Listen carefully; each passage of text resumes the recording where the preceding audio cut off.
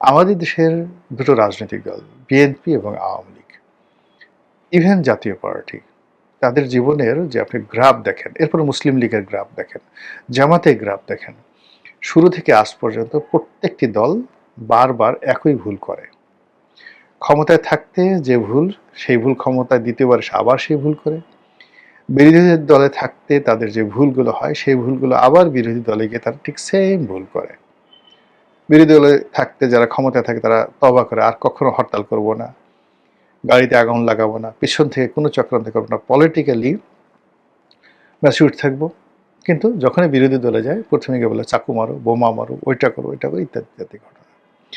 সরকারি দলে যখন থাকে তখন তারা চিন্তা করে যে বিরোধী দলকে আর দাঁড় করাতে দেওয়া যাবে না। আবার বিরোধী দলে থাকলে যদি তারা চিন্তা করে আমরা সরকারি দলে গেলে জেলখানা উন্নত করব, এই সুযোগ দেব, ন্যায় বিচার প্রতিষ্ঠা করব, আইনের শাসন প্রতিষ্ঠা করব, প্রতিটা মানুষের জন্য এই দুনিয়াকে জান্নাত বানিয়ে দেব। কিন্তু ক্ষমতায় এসে আবার সেই আমি জাহান্নামের আগুনে বসিয়া হাসি পুষ্পের হাসির মতো ঘটনা ঘটাতে থাকে। তো এইবারে যে বিএনপি খুব স্বল্প সময়ের মধ্যে আসছে, আপনি গিয়ে দেখুন যে 2001 থেকে 2006 সেই বিএনপির মধ্যে আর এখনকার বিএনপির মধ্যে কোনো বিষয় ইতিবাচক পরিবর্তন হয়েছে কিনা, নাম্বার 1। নাম্বার 2 হলো যে আগের সরকারের যে নেতিবাচক বিষয়গুলো ছিল, সেই নেতিবাচক বিষয়গুলো কমেছে না বেড়েছে।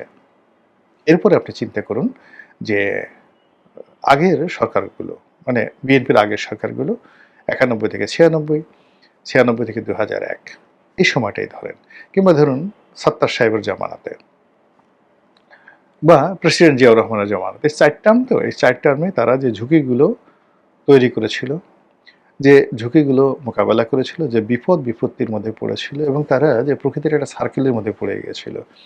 আপনি গিয়ে দেখেন এইবার ঠিক সেম ঘটনাগুলো, অর্থাৎ জিয়াউর রহমান সাহেবের আমলের বিপদগুলো, সাত্তার সাহেবের আমলের যে অনিয়ন্ত্রিত অবস্থা, বিশৃঙ্খলা, এবং তৃতীয় চতুর্থ পক্ষের যে আগমন, সবাই টের পাচ্ছিল যে সরকার টিকবে না।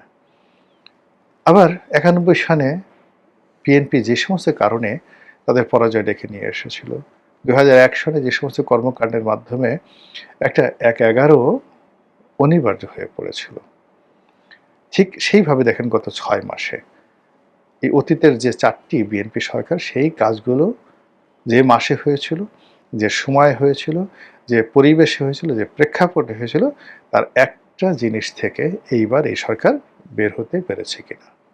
ফলে সেই দিক থেকে আপনি যদি ধরেন এইবারের 2026 সনের 21শে আগস্ট, এবং এই 21শে আগস্টে বঙ্গভবনে রাষ্ট্রপতির শপথ এবং মন্ত্রীদের শপথ, এবং এর মাধ্যমে সরকারের অতি আনন্দ, অতি উৎসাহ, এবং ভালো কিছু করার তাদের এই আগস্ট মাসকে কেন্দ্র করে যে চেষ্টা, এটি আমার দৃষ্টিতে, মন বলছে, এটার কোনো যুক্তি নাই, ব্যাখ্যা নেই, কিন্তু মন বলছে এর পরিণতি কোনো অবস্থাতেই আমাদের কারোর জন্য ভালো হবে না। মহান আল্লাহ রাব্বুল আলামিন আমাদের সবাইকে হেদায়েত দান করুন এবং হেফাজত করুন। আসসালামু আলাইকুম ওয়া রাহমাতুল্লাহি ওয়া বারাকাতুহু।